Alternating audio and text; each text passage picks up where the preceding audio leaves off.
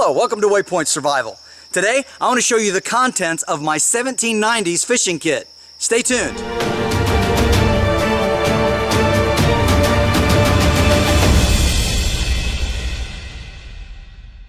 This pocket fishing kit for my 1790s series is based on George Washington's fishing kit. And this is just a picture I printed off the internet, and this was taken in 1906. And this, it says down here, Washington's fishing tackle. At any rate, I wanted to have a good fishing tackle kit for my character. Now, I didn't have this when I showed my full kit in the cabin, and the reason for that is I didn't have everything put together. Some of the stuff I had to order, and it took a while to get everything in. As you know, shipping's been slow in a lot of areas, and it's just taken me all this time to get to the point where I have everything finally collated where I can show you what this kit is like, and our character will be carrying it with him as he goes down through his treks. And I've got a way that I'm going to wind that in and mix that in with the story, and hopefully I'll have that for you in the next episode or two. One of the items that George Washington would have carried and did carry with him in his fishing kit, and was quite common among anglers of that day, was a horsehair fishing line. In modern days, this is known as a tenkara line. This is actually a 32-inch bit of horsehair. This is from the tail. You don't want to use the mane. The mane is too brittle, but this is from the tail of a horse.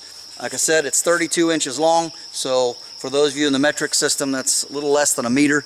But anyway, it really makes a great line, and you want to start with 9 strands.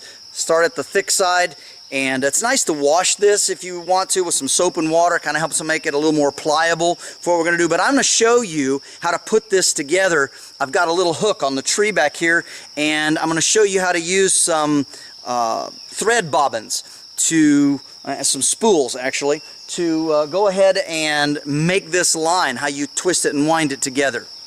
So you start off with a wooden spool here for sewing.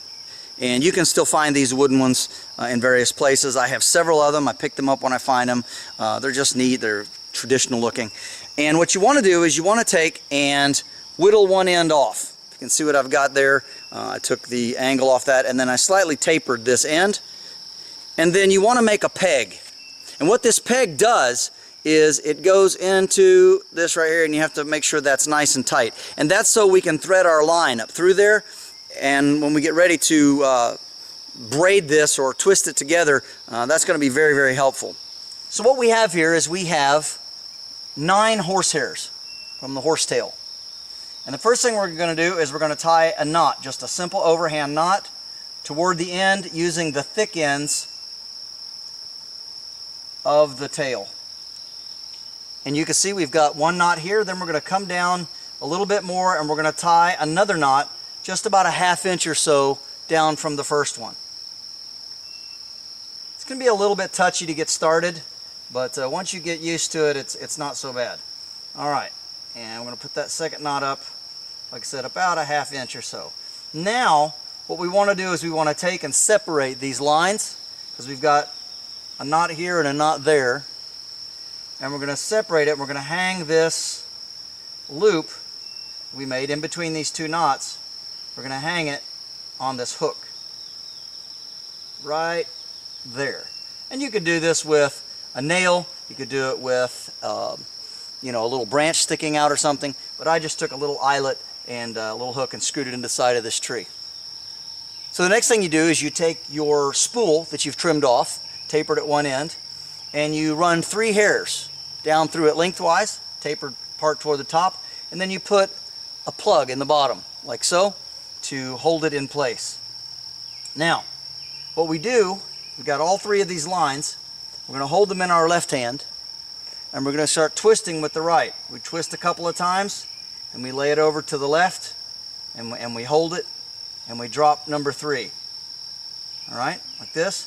Grab a hold of 3, and you can number these 1, 2, 3 if you wish. We're going to drop the middle one. Now we're going to twist this one. And we're going to give this one 3 twists, 2 or 3, something like that. And then we're going to lay it over. And then we're going to grab the next one, and we're going to drop that one. And we're going to keep twisting to the right and laying to the left. twist to the right, lay to the left. Twist to the right and lay to the left, and so forth and so on until you get a nice length of line.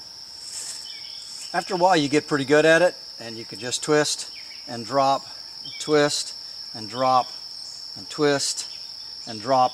So you're holding two in this hand and you're dropping, you're crossing over to the left, twisting with the right, cross over, grab the one that's dangling, drop the one you just crossed over, and then just keep doing it like this.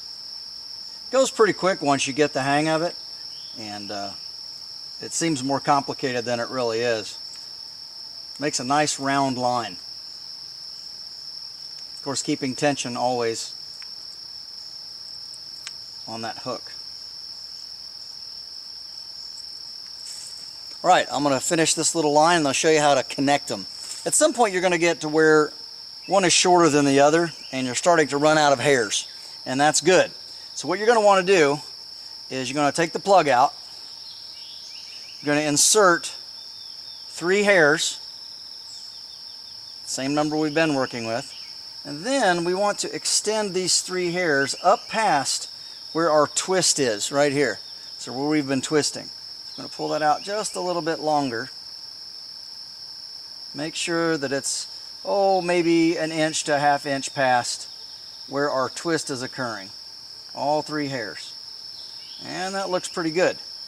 Now all we're going to do is just go back to what we were doing before. We'll put our little wood plug in the end of this sewing spool like that, and then we just keep twisting, and we do that to each one of them, and that will lengthen out our horsehair line, and we just keep adding that way. And then when we're done, we could take where all those little threads are sticking out and very carefully put them on a thumbnail or on a piece of wood, and making sure not to damage the line, we trim off all those ends. Alright, so here we have our horsehair line, and this is going to act as a fishing leader, and we'll attach this of course to our pole, and it doesn't have to be very, very long. We can make it as long as we want, but for time constraint and for the video's sake I didn't make but about 4 feet of this, maybe 5. But anyway, sufficient length for a decent leader. It's pretty strong, and understand this is strong enough that you can actually use this for trout fishing if you wish. Alright, so we're going to set this aside. Just lay that down there. It'll have to coil that up a little better when we get a chance. And we'll just set it down here. Alright, so inside this is a neat little tin, 1780. It's probably a reproduction. I doubt very seriously it's original. But inside here we have an assortment of various items. First of all, we have quite a few of these corks, and they have holes put in them so that we can use a stick, and that will help hold the line in place. So we have several of those. I'll pull those out here. Different sizes, of course, for different size fish. Then we also have different size hooks, and these are the eyeless spade style hooks that you would find in the 18th century. We've got 3 of the large ones, and we've got 5 of the medium size, and of course they're just stuck in corks. We also have 4 smaller of the smaller size, and then I already have, it's another bobber, I already have a hand line. And what this is linen thread. It's about 20-pound test, and it's attached to the hook already, as you can see there, and it is wound around this piece of wax. This wax is to wax the line. I also have a lead sinker folded around it, and that comes from these pieces of lead down here in the bottom of my fishing kit. This is just flat sheet lead, and what you do is you unroll it like this, you bend it until it gets soft enough to break, and then you just pinch it around the line, and that gives me some fishing sinkers. I also have some waxed hemp This is a really strong line for larger fish, for the larger hooks. And then I have a wooden spool here that has about 100 feet of linen line attached to it. So that is my fishing kit. I'm going to lay it out here and then I'll get you a shot of what it looks like all put together. And there you have it. The 18th century fishing kit. The tin, a bit of wax with a hand line, hook and sinker, as well as a bobber already attached, sheet lead, multiple hooks of different sizes, different bobbers from corks. I have my waxed hemp here, it's about 50 feet, and then 100 feet of the linen line. And here's what it looks like, all packed up in the tin and ready to put in a pocket and go find some fish. This is James Bender for Waypoint Survival. If you like this video, please give it a thumbs up. Also make sure and check out the links in the description box below. And while you're down there, you'll also find our spring link, which is where you can buy great Waypoint Survival branded merchandise, and all the proceeds go to help support the channel. If you want to support us in other ways, you'll also find our Patreon link. This is where you can donate financially, become one of our patrons, and you can support us for as little as $1 a month. And that's how we put together these videos, how we do our research, and continue to bring you great content on YouTube. And if you haven't done so already, please subscribe to the channel. We'd really appreciate it. And when you do subscribe, make sure and press that bell button so that you can stay notified of all of our upcoming videos, and we'll talk to you next time.